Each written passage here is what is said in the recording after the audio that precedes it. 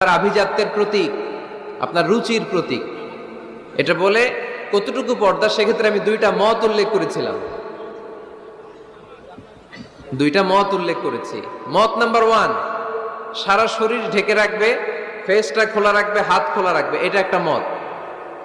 আরেকটা মত, সব ঢেকে রাখতে হবে, শুধু চোখ খোলা, তাই না? দুইটা মত উল্লেখ করে আমি বলেছিলাম যে এটা হচ্ছে রুকসাত আর এটা হচ্ছে আজিমাত।